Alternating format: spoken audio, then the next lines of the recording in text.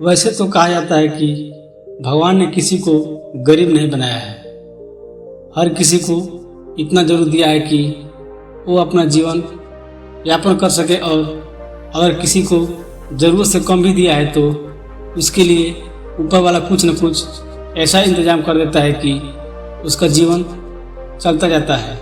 हम अक्सर दूसरे के धन को देखकर अपनी अमीरी और गरीबी का अंदाज़ा लगाते हैं।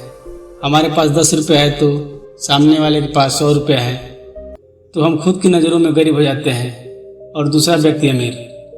हम ये नहीं सोचते कि 100 कमाने वाला मेहनत कितनी कर रहा है, उसकी ज़रूरतें कैसी है।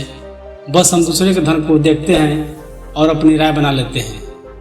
आज की इस कहानी के जरिए आप जानेंगे कि भगवान बुद्ध के अनुसार एक अमीर और धनवान व्यक्ति कौन होता है।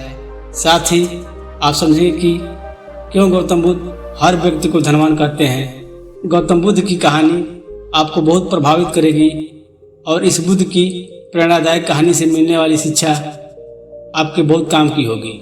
एक समय की बात है, एक राज्य के राजा ने गौतम बुद्ध को कुछ दिनों के लिए अपने राज्य में आने का निमंत्रण दिया।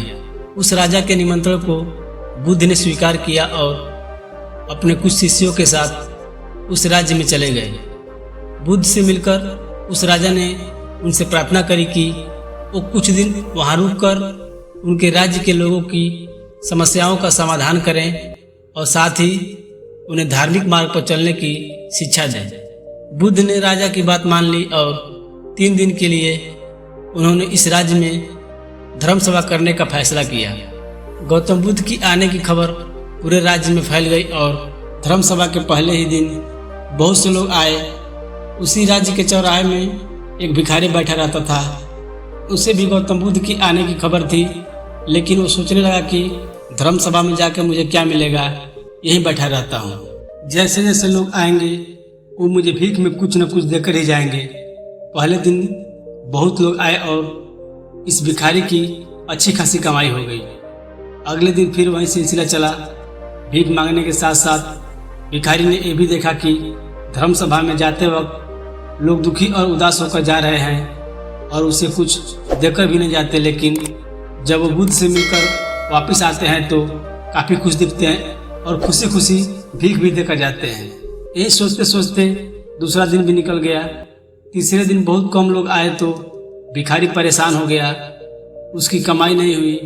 उसने सोचा कि बुद्ध सबकी समस्याओं का उपाय दे ही रहे तो क्यों न मैं भी उनके पास जाऊं और अपनी इस निर्धनता को दूर करने का उपाय पूछूं। ऐसा सोचकर वो भी धर्म सभा में चला गया, लेकिन वहाँ लंबी लाइन लगी थी। बड़ी मुश्किल से उसका नंबर आया। बुद्ध के पास जाकर उसने प्रणाम किया और बोला, भगवान, इस गांव में सभी लोग खुश हैं और सभी धन सुविधा से संपन्न हैं, फिर मैं ही निर्धन क्यों हूँ। उस भिखारी को देखकर भगवान बुद्ध बोले, तुम निर्धन इसलिए हो क्योंकि तुम हमेशा दूसरे से मांगते रहते हो, लेकिन कभी किसी को कुछ देते नहीं। तुम सोचते हो कि लोग तुम्हें भीख में बहुत पैसे दें, लेकिन बदले में तुम किसी को कुछ देना ही नहीं चाहते। ऐसा सुनकर वो भिखारी बड़ी हैरानी के साथ बोला, भगवान, मैं क्या लोगों को कुछ दूंगा, मेरा तो खुद का गुजारा भीख मांग कर चलता है, मेरे पास देने को है ही क्या। बुद्ध कुछ देर के लिए मौन हो गए और थोड़ा देर रुकने के बाद बोले, तुम बहुत मूर्ख हो। किसी को देने के लिए या दूसरे के साथ बांटने के लिए ऊपर वाले ने तुम्हें और हम सभी को बहुत कुछ दिया है। मुस्कुराहट दी है जिसे तुम दूसरे के साथ बांटकर उनमें आशा और उम्मीद जगा सकते हो। आवाज़ दी है जिससे तुम मीठे शब्द बोलकर लोगों की तारीफ कर सकते हो। 2 हाथ दिए हैं जिनसे तुम दूसरों की मदद कर सकते हो। एक स्वस्थ शरीर दिया है जिससे तुम भीख न मांगकर मेहनत का काम कर सकते हो। ऊपर वाले ने जिसको ये चीज़ें बिना किसी कमी के दी है वो कभी निर्धन हो ही नहीं सकता। तुम निर्धन हो तो बस अपनी सोच की वजह से। जैसे जैसे तुम इस सोच से बाहर निकलोगे तुम खुद को दूसरे जितना ही अमीर समझने लगोगे और तुम्हारा जीवन भी सुधर जाएगा। दूसरों की खुशी देखकर उनसे अपनी तुलना मत करो। ऊपर वाले ने हर किसी को धनी बनाया है, बस ज़रूरत है तो अपनी सोच को सुधारने की। भगवान बुद्ध की बातें सुनकर उस व्यक्ति को अपने जीवन का मूल्य समझ आ गया और वो उनके दिए हुए उपदेश के अनुसार अपना जीवन जीने लगा। हम सभी लोग जब दूसरों से अपनी तुलना करते हैं या दूसरों को खुश देखते हैं तो हमें लगता है कि हमारा ही जीवन खराब है और बाकी सब मज़े में है। हम कभी अपने जीवन की अच्छी चीज़ों पर ध्यान नहीं देते। हम कभी ये नहीं सोचते कि भगवान ने हमें एक स्वस्थ शरीर दिया है जो कि सबसे मूल्यवान चीज़ है।